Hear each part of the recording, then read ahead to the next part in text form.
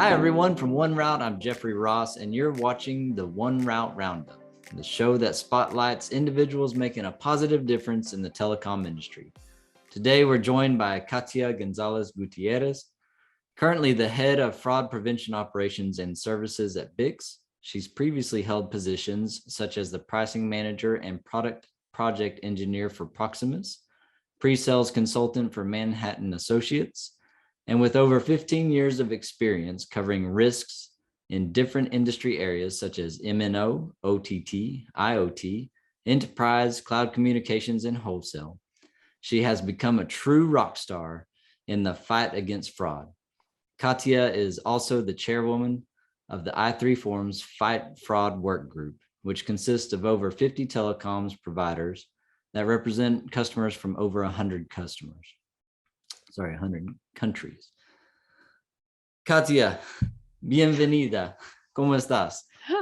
Bien, bien. Thank you so much. Thank you, Jeffrey, for having me here.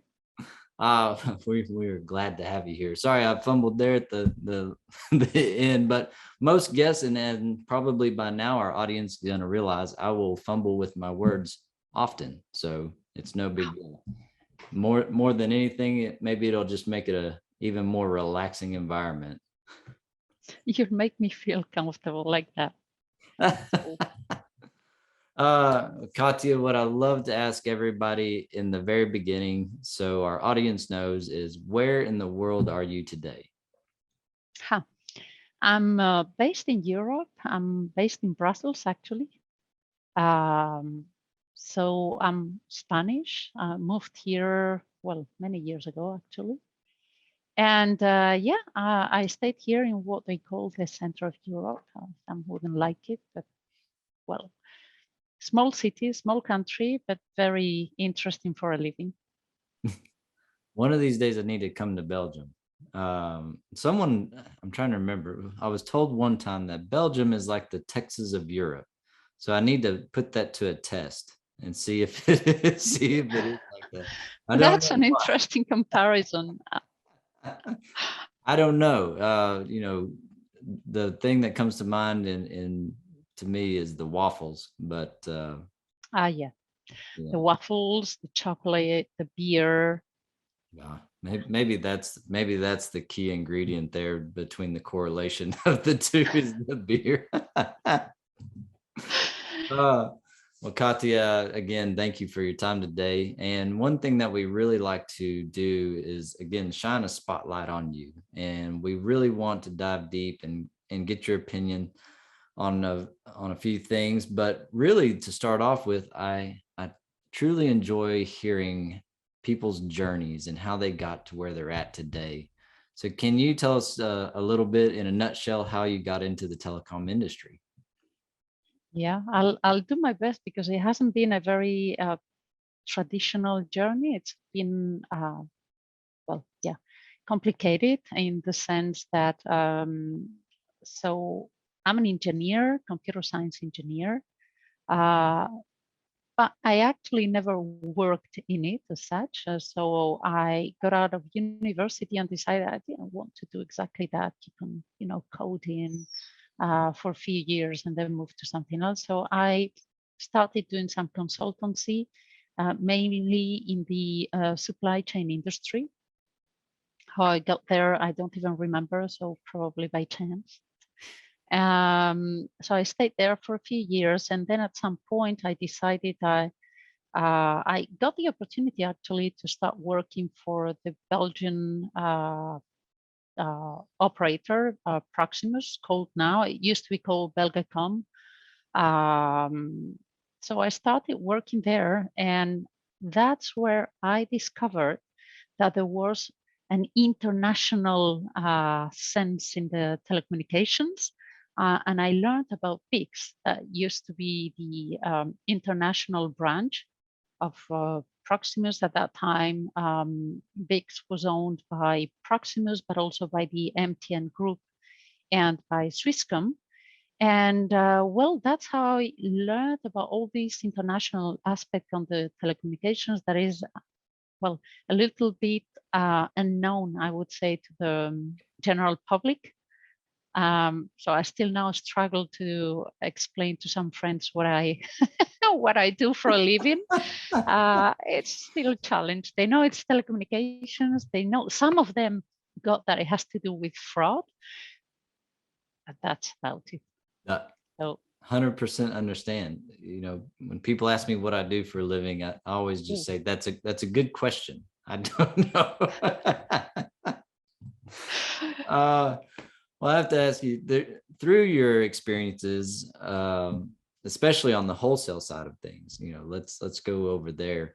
Can you give us some perspective of fraud that y'all are seeing from other countries' points of views? You know, are there areas that are increasing, or are there areas that are decreasing? You know, hopefully decreasing. It's an interesting question, you see. I think there's a globalization aspect into this. So in the same way that, to speak about something that probably is very understandable for most of the audience, we've been talking about robocalls in US, North America, let's say, for many years now. And it was really focused on North America. But now, I mean, we see this phenomenon starting to appear and to accelerate in Europe, in other countries, in China, in Brazil. So you see really very different geographies. And we see also that the same kind of phenomenon is also growing in North America in the SMS sphere. So I think that unfortunately there's a lot of diversification, which makes things quite complicated for us in the fraud fighting side of things. So it really gets difficult because you have many paths to follow, to surveil, to mitigate, to run after eventually. I really do not see any geography where fraud is something from the past and that is completely under control. Right. When there's a fire that is about to be extinguished, then you immediately have other attacks that start to happen, and I mean, yeah, it's like a never-ending story, it seems. And I would imagine that you and your team really, in my mind, you really have to stay on top of not just one geographic area and what they're dealing with. You really have to look at essentially the world and what is Europe dealing with, what is Africa or Asia, what are they all dealing with. So I would imagine you stay busy. Yeah, but probably that's what makes it so interesting, and that this international, this really global perspective is what makes what we do at BICS and what I'm trying to promote for so many years, the collaboration, the sharing of information, so relevant. And probably it's because I'm working in this kind of environment that we came up with this perspective. I apologize if you hear any kind of noise. This is my dog. It's all good. It's all good. So probably that's what has triggered all these ideas and all these collaborative perspective that I'm so keen on. And that leads perfectly. Well done. This leads perfectly into my next question for you. So on this little video series, we've been talking about collaboration, and this is something that I know that you've been speaking about for quite some time as a key need for fighting fraud. Something that I have heard you talk about before is industry collaboration and how crucial it is in reducing the vulnerabilities and to fraud. Can you talk about BICS and the crowdsourcing fraud intelligence database? Yeah. So this is a little bit how we have crystallized all this collaborative approach, because so the team that is looking at fraud at BICS, so they see that. So when we started this, we had a small number of customers, and then we started to realize that the attacks that some were suffering from were relatively quickly, once they were mitigated, reaching the others. So it really shows, um, one, that fraudsters keep on using the same schemes for as long as they see they can work. You know, I mean, if you have something working, why look for something more Yeah. complicated? If it ain't broke, don't fix it. That's what we say. Exactly. Exactly. So that's how it goes. And then we also already at that time, so quite some years ago, realized that it was global. So there are no limits, in the sense that there is rarely, yeah, there are some attacks that are specifically focusing on one network, but this is relatively new, DDoS attacks, or state promoted attacks. So there's really, these are very, very specific attacks. But in general, fraud, well, it's global. Yeah. It will just get anywhere. They see there's loopholes in the protection, that there's, some fertile ground for it. So that's how we started to see that, while we were protecting one customer, we could build the exactly same protection for another one, because and we were seeing how the attacks were being blocked. So that's how we started to understand that we could really build a platform where we would gather information from across the world on our network, on the different attacks that we see, be it on voice, be it on roaming environments, be it on SMS, even now on signal and security. And we could utilize all that intelligence to make sure we are building the right protection, the right firewall for all our customers. So this is how the idea came. But then also, by working at the i3 Forum now for also a lot of years, we try to build this collaborative layer across the industry. So not only across our customers at BICS, but really we need to build this across the whole industry. Right. Because again, this is like, viruses in the computer. You have an antivirus, they will come up with new versions of it, incorporating protection against new threats found out there. So if we don't talk to each other, we're never going to be able to incorporate these new protections. So we really need to talk, share best practices, discuss, because we are an ecosystem. And an ecosystem is only as strong as the weakest party of it. So we really need to make sure we're all working together to build the best protection for the whole ecosystem, because it's in the interest of everybody. So that's it. I think that there you go. This is for the audience, that here's your answer right here. That's well said. So this next question, it strikes a little closer to home with me, having two daughters. And so I do want to ask you, the telecom or technology engineering, along with obviously some other industries, have traditionally been looked at as male-dominated industries. So in your opinion, what strides have been made to change this, and how do things appear to look on the horizon as far as in terms of diversity? That's a question really close to my heart. So you and me both. I want my daughters to have opportunity. Opportunity in this industry, exactly. And so it's a very complicated matter.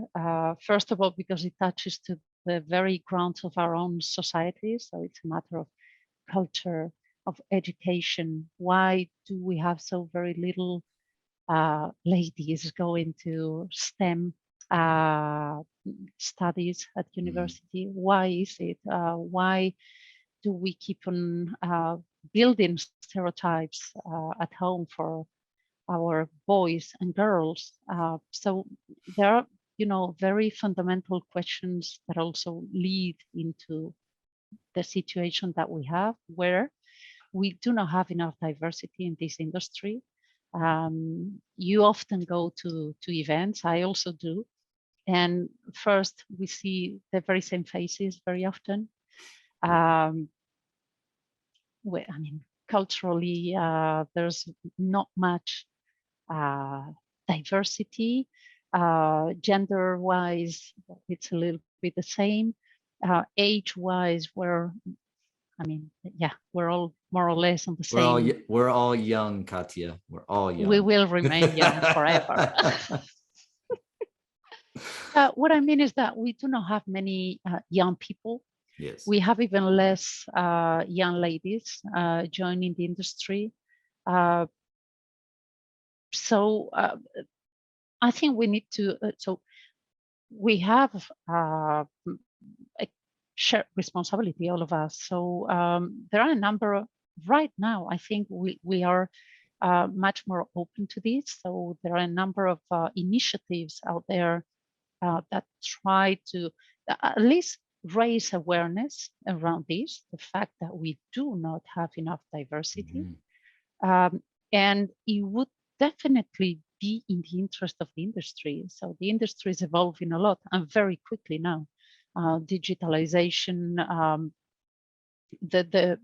we're not so much talking about traditional operators or wholesale carriers. We are more and more moving into digital communication platforms. So there's a very big shift from programmable communications. And for this shift to be really efficient and be able to be to build something different, we need the young generation. Yeah. We need new ideas. We need people that are that know about new technologies. So it's in the interest of everybody to be able to count with this young generation.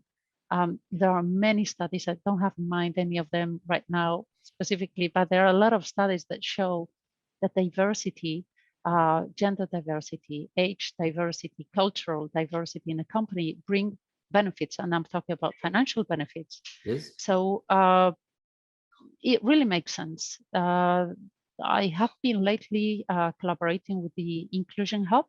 Okay. That we are working on. There's a number of people from the industry working on this. I'm not alone at all. And the idea of this Inclusion Hub, so I would encourage anybody listening to this to go and check what it is in detail in our LinkedIn page. So we want to build a platform that allows the companies, the enterprises, the population that is less well represented in our business to go and have a way of communicating, of reaching out, of understanding what we do, because again, it's an industry that is not really well known. I mean, young people getting out of university will rarely say, I'm going to work on the international telecommunications business. So exactly. It's something that you learn about, as it goes by chance, because you talk to somebody or you read or hear something. So we really need new blood, and we also need a platform where these new people and the represented communities can get in touch with senior managers of different companies, that they learn what we do and how we do it, and hopefully get interested in it. I like it. So, and you said it's Inclusion, is that correct? Inclusion Hub. Inclusion Hub. Hub. Got it. So we'll make note of that, Inclusion Hub. That is fantastic. Thank you. So this is the part that we really have just a few more questions for you. And I think you'll agree, just like I said, we go to events, you see the same people from time to time, and you spend maybe 10-15 minutes talking to some people, but you never really get to know who that person is. And so the people over at the Late Show with Stephen Colbert came up with a questionnaire that's 15 questions. By the end of it, we're supposed to know who you are. Now, our scientists in the 1Route labs have tweaked it just a little bit. But by the end of this, we should know who Katia is. Are you ready to take the questionnaire? Allez, let's go. All right, Katia, Just here we go. Me. Let's do it. Number 1, what is the best sandwich?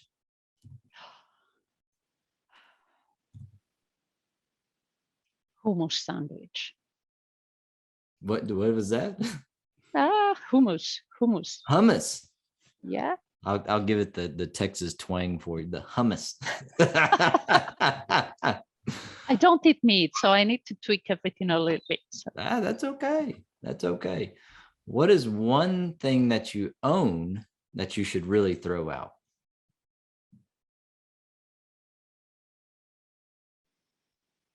Oh, the alarm clock. The watch. Just the watch. You know, I have to admit, I don't wear a watch anymore. So it's there's an old saying, and I don't know, we can't quote it, don't know who said it, but folklore tells us that the Native Americans used to always say, why do you let a machine tell you when to eat, when to go to sleep, when to wake up, all of that stuff. So I'm sure somebody in the audience can obviously probably call me out and tell me exactly where that came from. But what is the scariest animal? Oh, spiders. I hate that. Did you ever see the show Arachnophobia? I couldn't. No. Not even think about it. Don't blame me. That was I can't. 30 plus years ago, and it's still in my mind. No, I can't. Apples or oranges? Oranges. Spanish. Well, that makes sense. Yeah. But now here's the thing. Sweeter. You cannot put peanut butter on an orange, but you can put peanut butter on an apple. What? Do you eat that? Katia. Okay. So for your homework today, go get some peanut butter, put it on an apple, slice of apple. No. Okay. Yes, absolutely. I'll give it a try. Don't put it on an orange. Don't put it on an orange. An apple. We love our peanut butter here. Yeah, I like it, but I never thought you could eat that with an apple. I'll give it a try. Give it a try. Let's see. Have you ever asked someone for their autograph? No. That's too shy for that. Really? I'm going to ask you for your autograph. You're the rock star. What is your favorite action movie? Oh my God. Oh, The Witcher. Oh yeah. There you go. I love that. It's a good show. What is your favorite smell? Fresh cut grass. You say like that? Yeah. That makes me think the smell of summer. Fresh cut grass. I love it. So now on the flip side, what is your least favorite smell? Oh, I'm very sensitive to smells, so I would say a strong perfume in the morning will kill me. I give you a headache quick. Yeah. So, I think of really? I think of my grandmother's. She used to wear what is like white diamonds, or it's strong. It was so strong. You know, after midday, maybe, but in the morning, it's complicated. I agree. Do you remember what the first cell phone you owned was? Well, I'm doubting. I think it was a Nokia. I would doubt maybe it was an Ericsson. I think it was a Nokia. That's all right. You and me both. Do you prefer flat or sparkling? Flat. It depends for what. Water. Yes, water. Water. Coffee or tea?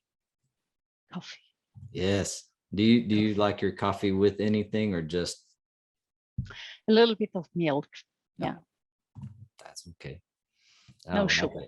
No sugar. Exactly. No. What is the most used app on your phone?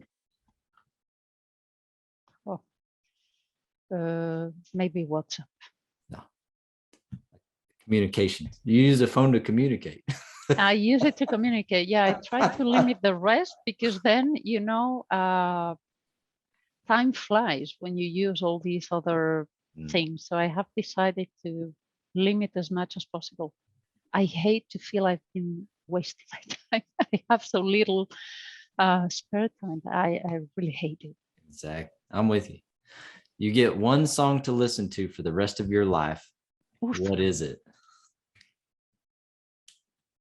I couldn't choose. I have a huge playlist that I love music. I listen to music as much as I can. I couldn't choose. No. That's fair. That is, I'm 100% on board with that. Okay. And it depends on the mood. Oh, absolutely. You know, if I'm angry, I need angry music. I just so we're doing a little bit of an experiment with this one. What number am I thinking of? 7. No.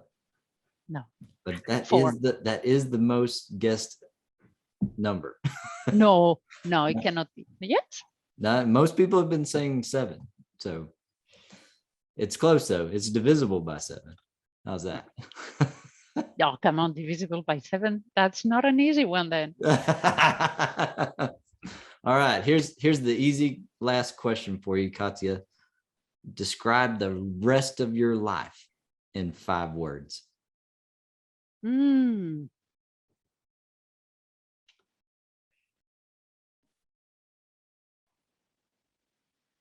Well, that's a difficult one. You said it was easy. I may have lied a little bit. Look, exciting. How do you say lovingly? Yeah. Full of love. Yeah, that's it. Relax.